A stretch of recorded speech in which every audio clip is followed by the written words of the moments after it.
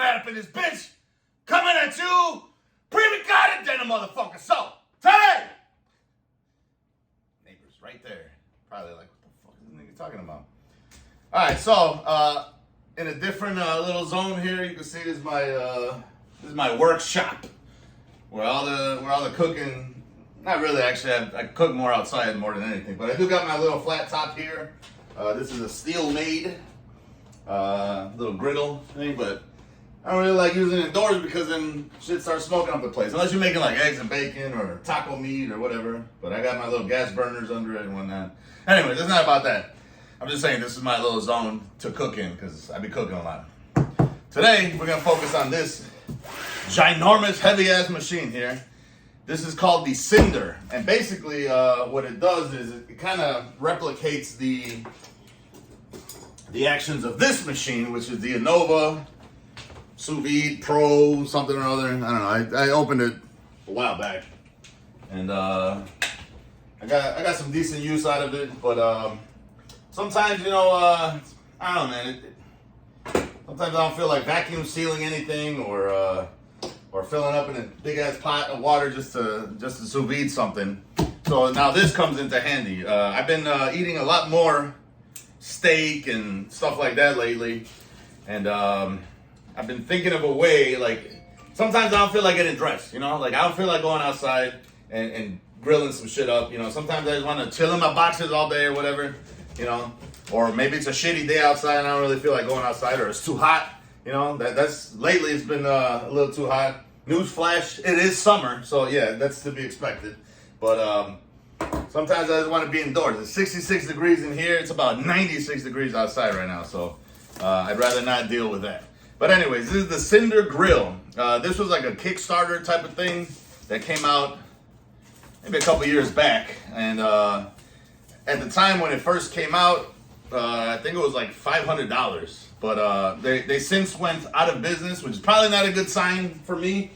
You know, considering there's going to be like no warranty or support or anything like that. But the homeboy I6 Solomon got one of these and he loves it. So and he told me it's on sale.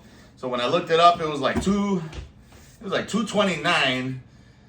They charge you shipping, which was like $30 something, even though it says free shipping. But I'm assuming free shipping was when you bought it at retail, you know, $500 or whatever it costs.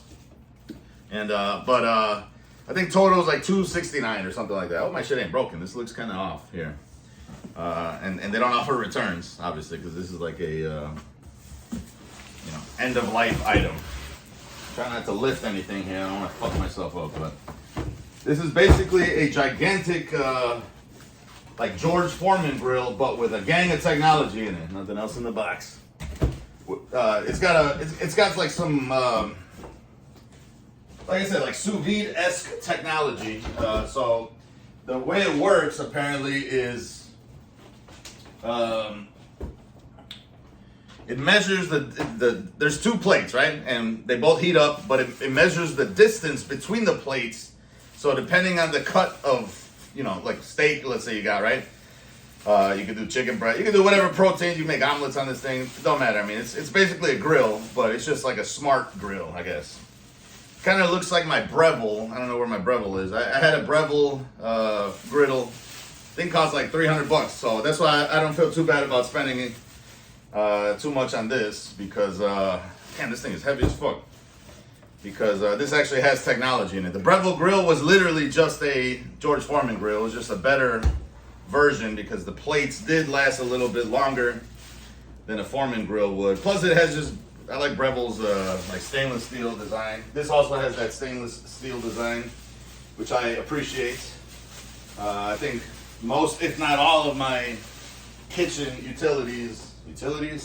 appliances, whatever, are all stainless steel because I just enjoy the look. And I feel like it gets cleaner or stays cleaner or something like that. I don't know. But basically in this video, what I wanted to do was just unbox it and start up the calibration cycle because apparently you've got to do that. So you can tell the difference between the plates.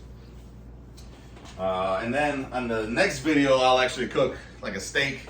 I was gonna do a frozen one, but I figured I have enough time. I got a gang of steaks over here, so I'll probably just use a couple of these little ribeyes that I got, which look pretty decent. I got some fatter ribeyes. I was thinking of using that instead, but it may take longer to cook. But I don't know. We'll see. This one's 13 ounce and the other one is 15 ounce. But I do have some like 1.5 pound ribeyes that I got stored up from when I last had them. It's kind of small. I expected a bigger surface, considering the fact that how heavy this fucking thing is. All right, so but this is the grill here. All right. And see, I like the Breville plugs better. They got like a hole through thing. And I don't know what the fuck I did with my Breville grill. I think maybe it's in a cabinet somewhere. All right. So let's see here. It's kind of, I don't have a long enough plug here. Let me grab this little extension cable here.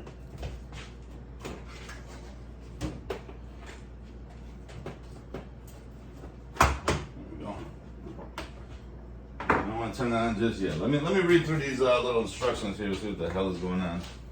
I'm on a time budget here for whatever reason. The Anchor Baby show is gonna. Well, we'll see how on time he decides to be today. But all right. So Cinder Precision Grill. Hello, quick start guide. So initial setup: plug in and turn on. Insert the power cord into a grounded 3-plug outlet. Press the power button, then the display will turn on. Let's do that. Did that just do something to my lights? All right, calibrate thickness. Close with only the cooking plates inside. Follow the on-screen prompts. Calibration mode, thickness calibration, empty and close, push knob. Well, before I do that, I do want to see how easily removable these plates are. You see that there's like a little drip pan, and then I guess it goes into here, which I think my Breville had that as well. So that's nice, because it sucks to clean up all that shit. There is like an extra channel, it seems, in case I guess this thing fills up, or in case it somehow seeps over to the side. But this was this is better than that little tray that the Foreman's had, you know, the Foreman grill. Let's see, this button looks like, okay, you can just pop it off. Pop it off. Looks like to be aluminum. Do not immerse in any liquid. Okay, so there's like technology in here that you don't want to immerse. So I guess when you're cleaning it, you're just basically cleaning off this side. This is not, I hope it's not Teflon. I think it's actually a ceramic coating. So I think it'll do better as far as like longevity and whatnot. And let's see what the hell. Okay, so that's the top plate. Also says do not immerse in any liquid. Looks like the plates may be interchangeable. Yeah, it looks like they're identical actually.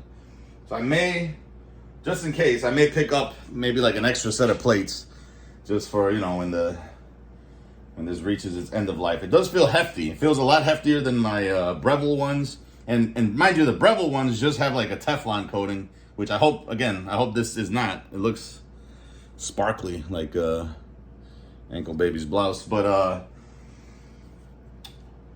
yeah, I hope this doesn't chip or you know, when it flakes off, because then you get cancer or whatever bullshit. All right, so let's pop this back in. It felt like it had like a floating hinge on it here. Okay, that just swivels, I guess, a little bit. So that's just for that. Okay. All right, let's jump right in. See how easy it is to pop these back in here. Simple as pie. So it has these little. I hope I engage the latch here because. Okay, yeah, it's got these little grooves that it seems to like sit in, and then you click it in. Okay, so you can see these little like slots, grooves, whatever, or these have the grooves. Let's go ahead and pop those into there.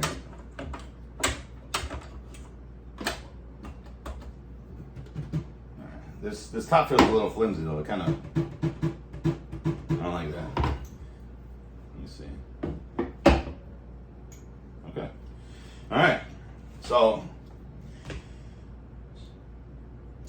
Display will turn on. Close with only the cooking plates inside. I don't see the display turning on.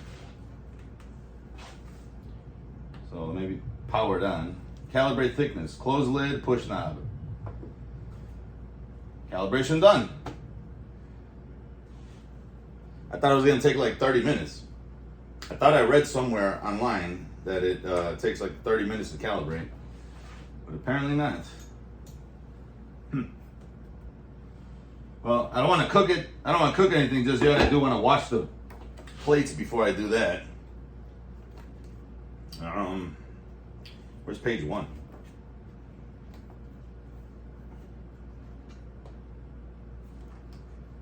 This says page 2. Okay, so it's like this type of fold on. All right, so I guess that's page 1, page 2.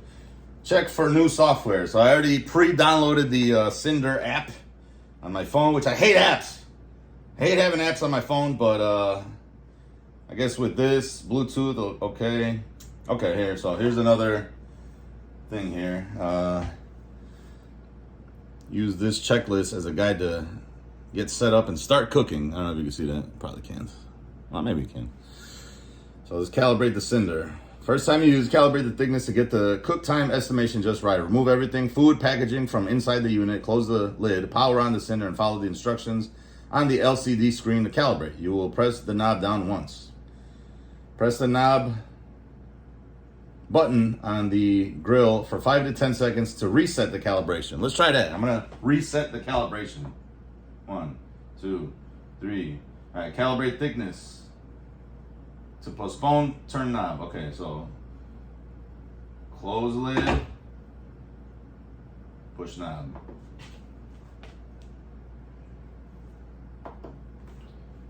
Food thickness, calibration done. I don't know.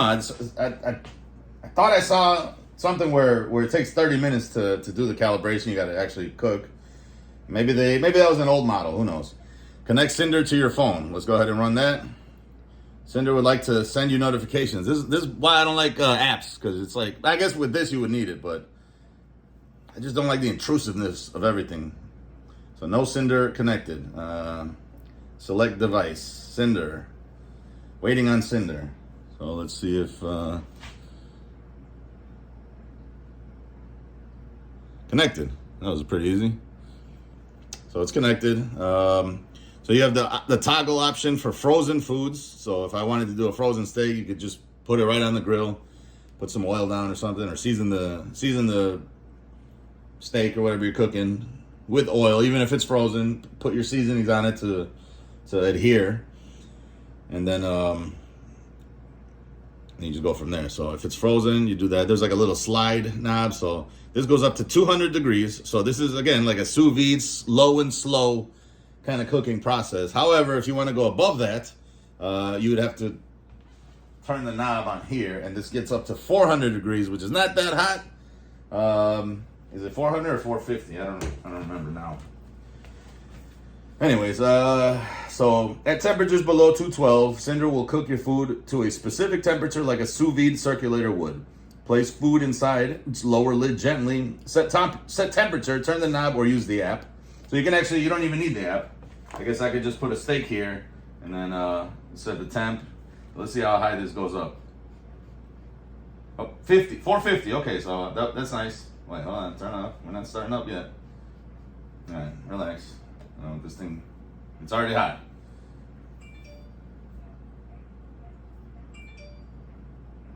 No, let me turn this off. Bye. It says bye. That's hilarious. All right, let's turn it back on. All right, so you put the food in there or the steak or whatever. So let's say whatever you got, right? Put your shit in, and it'll calibrate based off how thick it is, but it'll basically using some type of algorithm or something, it'll sense the temperature of the internal between the two plates of the internal of the meat, and then it'll hold it there, so you can actually kind of like sous vide. You could just let it sit there and break down the collagens and the fats and emulsify the fats or whatever. All right, so yeah, see, it says so set temperature knob or use the app. So you could do it manually if you want. Let's say you just whatever. Let Cinder cook. Cinder's software algorithm identifies exactly when your food is done. Use the app for an estimated cooking time based on thickness and food type. So I guess that's one of the benefits of the app. Maybe it'll probably display it on the screen as well, but it'll say, you know, let's say you put a steak on, it's a fresh steak, you know, it's not frozen. It'll probably say like, I don't know, 20, 30 minutes or whatever. And then you'll reach your 130 degree internal temperature, right? And then I think it'll just hold it there at that specific temp. So whenever you're ready, you take it out, you let it rest for a little bit while you clean up. You hit it on sear, and then you put, you know, a little oil, more oil down, and then you go ahead and sear the shit. It has a 45-second timer. I think you can extend that if you want a little bit more of a crust. But then it comes out exactly wall-to-wall, medium rare, or whatever you like, you know, medium. Hopefully that's the furthest y'all go, because if y'all, where am I looking? If y'all, and I'm gonna look you in the camera when I say this. If y'all eat well done steaks, you're wasting money. All right, so and then sear optional. So I guess if you don't want to sear, which I don't know why you wouldn't want to sear. So it says searing adds browning and texture to the outside of your food. Set food aside, clean cooking plates, close. So there's a drip tray showing. I guess you can empty the drip tray. Preheat to sear. So heat to sear, cook again, exit, select heat to sear. Heating to sear, a few minutes, it's ready to sear. Which is nice because with my cast iron pan, even over a direct flame, when I'm not using the griddle thing, the steel made, whatever that thing's called, it still takes, unless I put on like high on the main burner, you know what I mean? Like the lower right-hand burner, which is the main burner, you know? It still takes a little minute for it to get to the proper temperature evenly too. You know, this actually I think heats up in like 3 minutes or something like that, so that's not too bad. Oil sides for better browning, which you would do probably anyway. Maybe some butter or something. Oil and butter, you know, so you get the lipids of the butter to brown and caramelize. But also the oil kind of prevents it from burning too much, you know. Close lid gently, press knob for timer. If you want Cinder to beep when sear is finished, you could set this. Long press the control knob to reach the configuration menu, then choose audio alert and select enable. So I will probably do that. However, you'll probably get a notification on your phone or something. You can also grill, just straight up grill. So if I just wanted, you know, just to grill my steak, I could do it for like, whatever. What do people grill a steak at? $350? I don't know, $400? I mean, I've always cooked my steaks either hot and fast or low and slow. On my grill outside, I'll do it I think it's 225 for 45 minutes. And then I'll let it rest, and I'll let the temp come up to about 600. And then I'll sear both sides for about 45 seconds each or whatever. All right, so set temperature, preheat, cook until done, whatever. So yeah, it says like you want to make pancakes. Obviously, you're not going to do sous vide pancakes, but you can use this as a real griddle. But I've got my own griddle, so this is going to be primarily for meat, which is stupid to buy one thing that's only for one purpose, you know. But like I said, when I do my steaks indoors, that process would either involve my sous vide with then the cast iron. And that's like a little bit extra. If I want to do just the cast iron, I would have to still use the oven. Otherwise, it doesn't work out as the way I like it. So I would have to put the oven to like 500, sear on very high in the cast iron pan, both sides, a few minutes, and then pop it into the oven for about 5 minutes, 10 minutes, I don't know, depending on the thickness, obviously, until it reaches medium rare. And then, you know, but then it's like, I don't want to do all that cleanup. This seems like it's just like you wipe it down and you're all good. So that's what I'm looking for, especially indoors. I don't want to deal with all this mess. The sous vide's not too messy, but you still have to, like, I'll use my torch. I don't know if you can see what I'm pointing at here. I use my propane torch, and then it kind of smokes up the whole house and everything. So it's kind of a pain in the ass to cook the way I like it indoors. All right, so it says, how do I clean Cinder? Wipe gently or use dish soap. Can you see that? Yeah. Dish soap and water, taking care to keep water away from the display and electronics. The cooking plate should not be immersed in water or run in the dishwasher. Avoid using metal utensils or harsh cleaning pads. So now I'm upset because now that's making me think that it's Teflon coated. But we'll see, I guess. Either way, I think it's a relatively good idea in general for any of these types of grills to not use like a metal spatula. You know, I could get away with that on the cast iron grill, but I mean that thing's built to last. But obviously I'm not gonna do it like on my regular non-stick pan. If I use that, I use like the little rubber spatulas or whatever. Usually for eggs, you know, if I just don't want eggs to stick, or just like a acrylic or whatever, the nylon spatulas, whatever. Why can't I connect to my Cinder? Cinder can only connect with one iOS device at a time. If you have multiple devices, try closing all applications. Anchor Baby's live, damn it. If this still doesn't work, try clicking on the info button on your device settings, under the settings device, then click forget this Cinder and unplug and blah, blah, blah. Make sure your Bluetooth is powered on. Your device supports Bluetooth BLE 4.0. Can I cook multiple things? While it's possible, we recommend that you begin cooking on Cinder by cooking 1 or 2 portions of the same food to the same doneness. Think of Cinder as a sous chef to delegate one part of your meal to, letting you focus on cooking the rest in other ways. If you do attempt to cook more than one food, we recommend going from low to high temperature and searing everything at the end. How do I get the app? Search the Apple Store, otherwise Android coming soon. Blah, blah, blah. Okay, so that was a quick guide. See what the instruction manual has to say. Don't need this, right? Remove before cooking. See what the Anchor Baby's on right now. He ain't starting up. It's gonna take a minute here. We'll see. It's 2:03 my time.